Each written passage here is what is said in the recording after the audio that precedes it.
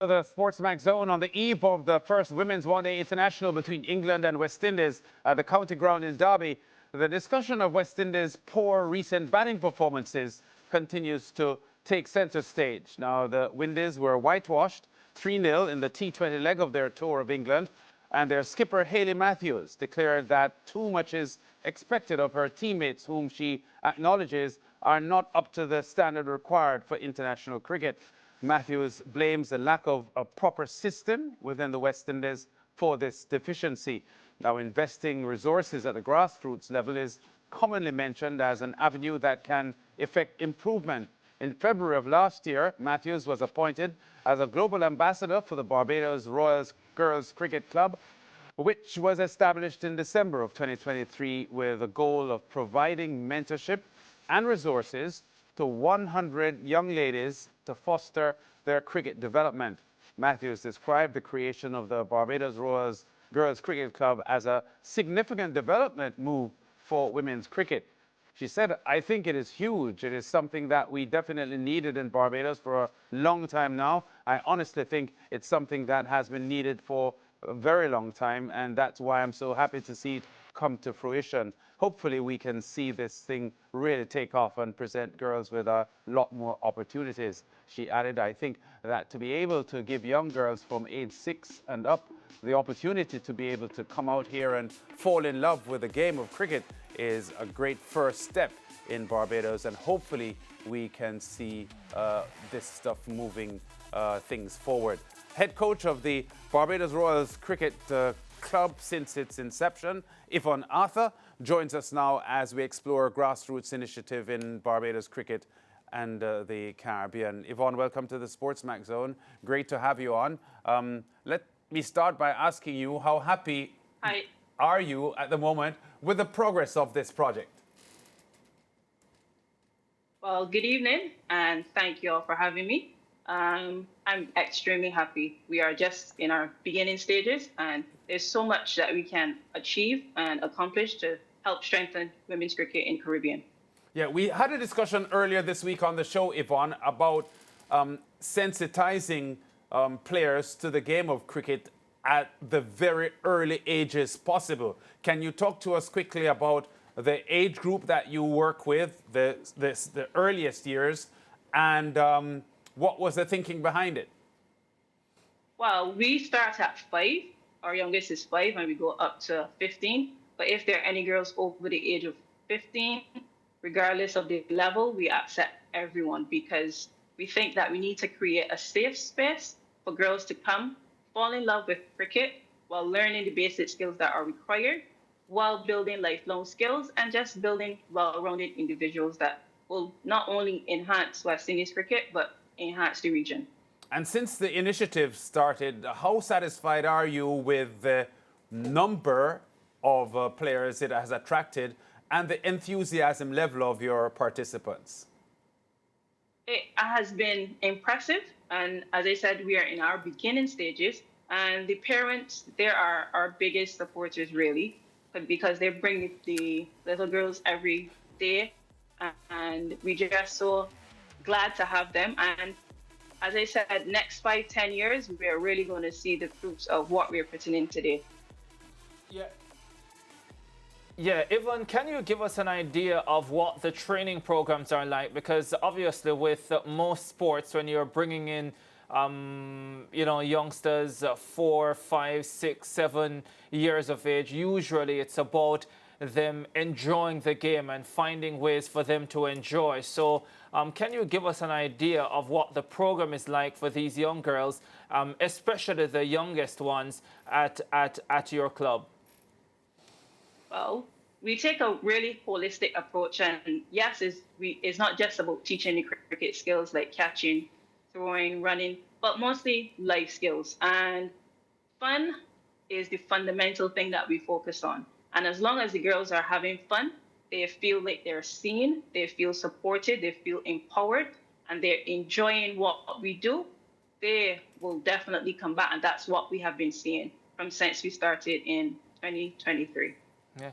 Of course, one of the issues we have been discussing on this show is the lack of batting quality in the West Indies women's setup.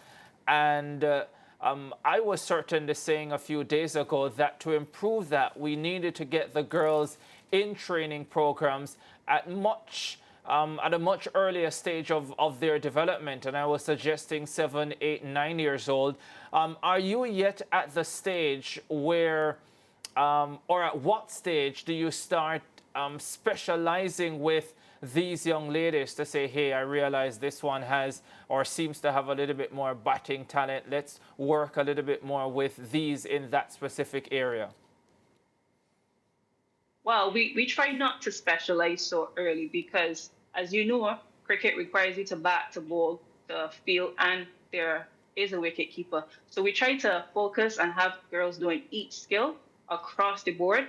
And as they develop, then we will see which career is best suited for them. So at no point in your club will you focus on specialization, even for those who are 13, 14, 15 years old? Yeah, that will come. And that is when they then start to use the hard ball so that we can see where exactly their specialization will go. Yeah, fair enough. How about the other coaches who are part of the program? Because I suspect it's not just you working with these young ladies. No, please. There are 2 other male coaches with me. Then the secretary, the assistant secretary, everyone plays a part, whether it's throwing balls, recording, taking the videos that y'all just showed. Everyone plays a part, and we are really a family, and we just try to encourage all the girls. Whoever comes to training, we encourage them, we cheer them on, and leave them feeling like they accomplished something on that day. Yeah, I'm interested. I mean, when it comes on to this club, how often do you train, for example? I mean, what's the regularity of, getting out there and these young girls playing some cricket? Okay, so our training days are Tuesday, Friday, that's 4 until 5:30, and then we go on Saturday mornings, 9:30 until 11. And we normally go in relation with the school term. So every term we go and then we break during the vacation and then we will resume. And then at the end of the school year, where we have the summer camp, which we're looking forward to, which comes off in July.